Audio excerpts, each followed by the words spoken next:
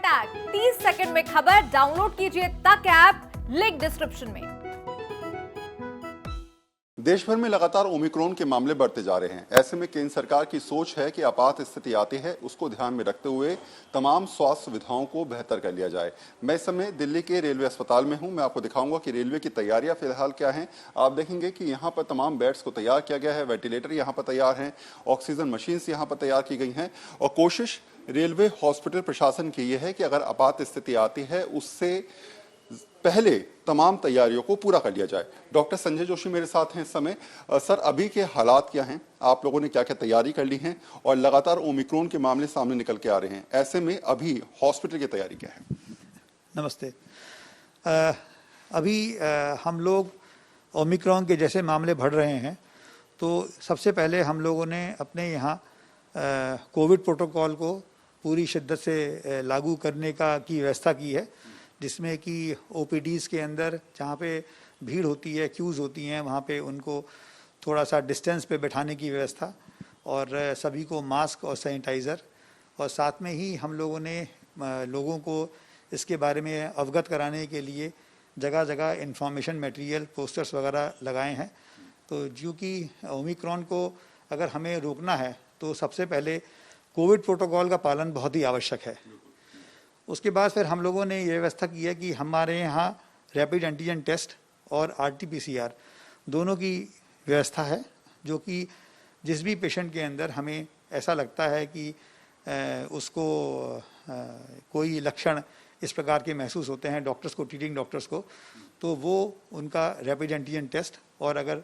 जहाँ आवश्यकता होती है वहाँ पे आरटीपीसीआर, ये दोनों ही चीज़ें करते हैं। जो भी पेशेंट हमारे यहाँ एडमिट होते हैं इंडोर हॉस्पिटल्स, इंडोर वार्ड्स में, उनका हम लोग सभी का आरटीपीसीआर टेस्ट करते हैं और जिन लोगों को हम लोग एडमिट करते हैं उनका पहले हम लोग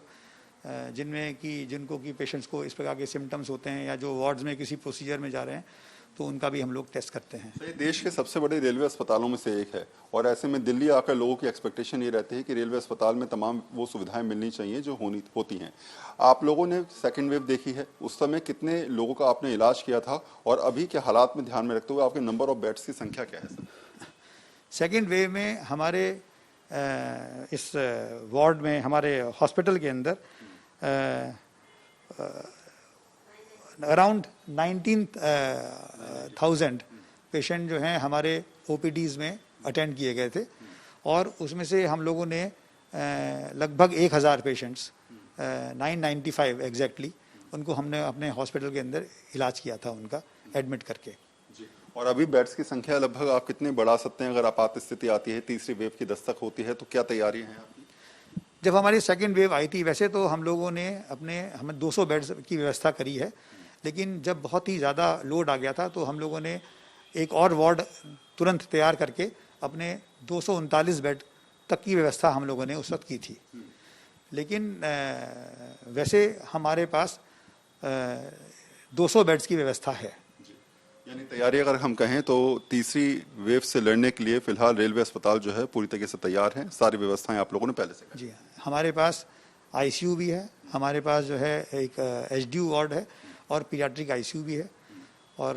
हम लोगों के पास लगभग ये जितने भी बेड्स हैं इन सब में सेंट्रल ऑक्सीजन की व्यवस्था है और कुछ ऐसे बेड्स हैं जहाँ पे कि 1-2 बेड्स ऐसे होते हैं हर वार्ड में जहाँ पे कि नहीं होती व्यवस्था इस प्रकार की, तो वहाँ हम लोगों ने ऑक्सीजन कंसनट्रेटर और ऑक्सीजन सिलेंडर से व्यवस्था कर रखी है। तो हमारे सभी बेड्स के ऊपर पूरी तरह से सेंट्रल ऑक्सीजन की व्यवस्था है। एक बार आप फिर देख लीजिए किस तरीके से रेलवे ने तैयारी करी है। आपको यहाँ पर जो बेड्स नजर आ रहे होंगे ये एक वार्ड है केवल, इसके अलावा आपात स्थिति में ये वार्ड्स की संख्या लगातार बढ़ाई जा सकती है, नंबर ऑफ बेड्स यहाँ पर एडजस्ट किया जा सकता है और कोशिश लगातार रेलवे प्रशासन ये करता नजर आ रहा है अस्पताल का कि आपात स्थिति के लिए जो भी तैयारियां हों वो पहले से की जाएं। आखिरी सवाल मैं आपसे लेता हूं सर कि अभी पिछले सेकेंड वेव में हमने देखा कि जगह जगह ऑक्सीजन की बहुत ज्यादा दिक्कतों का लोगों को सामना करना पड़ा। अभी आपके अस्पताल में ऑक्सीजन को लेकर क्या हालात हैं? हमारे अभी हॉस्पिटल के अंदर 7,000 लीटर की कैपेसिटी की लिक्विड मेडिकल ऑक्सीजन टैंक है और इसके अलावा एक अभी हमारे पास 500 लीटर पर मिनट की के लिए ऑक्सीजन प्लांट अभी लगाया गया है, जो कि जून 2021 में 2021 में कमीशन हो गया था और तब से ही यह कार्य में आ रहा है। जब कोविड वेव आई थी तब उस समय कुछ ऐसे समय आए थे जबकि बड़ी क्राइसिस का समय था और हम लोगों को भी लगा था कि कहीं हम लोगों को ऑक्सीजन की कमी ना हो जाए, लेकिन हमारे प्रशासन ने और हमारे यहाँ जो एनेस्थीसिया डिपार्टमेंट जो कि ऑक्सीजन की व्यवस्था करते हैं, इन्होंने और सबने मिल कर के कभी भी ऑक्सीजन की कमी नहीं आने दी और हम अपने मरीज़ों को उनकी आवश्यकता के अनुसार बिना किसी प्रकार की कटौती किए पूरी तरह से ऑक्सीजन दे पाए। लगातार दूसरी वेव में कभी ऐसी प्रॉब्लम नहीं आई, हमें आने नहीं दी। ये बात जरूर है कि बड़ी कठिन विषम स्थिति भी पैदा हुई होंगी और हुई भी थी, ये मैं जानता हूँ। कम से कम 2 या 3 बार ऐसा हुआ था जब बहुत विषम परिस्थिति थी, लेकिन हमारे यहाँ के प्रशासन ने और जो हमारे यहाँ के जो डॉक्टर्स हैं जो कि इस चीज़ को देख रहे थे, उन्होंने इस चीज़ को कभी आने नहीं दिया। तो यानी साफ है कि अभी के हालात को ध्यान में रखते हुए कोशिश ये की जा रही है कि हम पहले से प्रिपेयर हो जाएं। हम ये तय कर लें कि अगर आपात स्थिति आती है तो उसके लिए हमारे पास तैयारियां पूरी होनी चाहिए। सेकेंड वेव के हालात सबको याद हैं, सब जानते हैं कि दूसरी वेव में जिस तरीके की स्थितियां बनी थी, ऑक्सीजन को लेकर तमाम सवाल उठ रहे थे। ऐसे में ये हॉस्पिटल ऐसा है जिसका अपना ऑक्सीजन प्लांट है, यानी कि ऑक्सीजन की दिक्कत यहाँ पर नहीं आएगी। इसके अलावा नंबर ऑफ बेड्स को बढ़ाने की व्यवस्था भी यहाँ पर की गई है और हॉस्पिटल प्रशासन में तमाम वो डॉक्टर्स इस समय सोच के बैठे हैं कि जैसी पहली वेव में, सेकेंड वेव में कोशिश की गई थी तमाम मरीजों को ठीक करने की, उनके साथ खड़े होने की, वही कोशिश तीसरी वेव अगर आती है तो उसमें भी ये लोग तमाम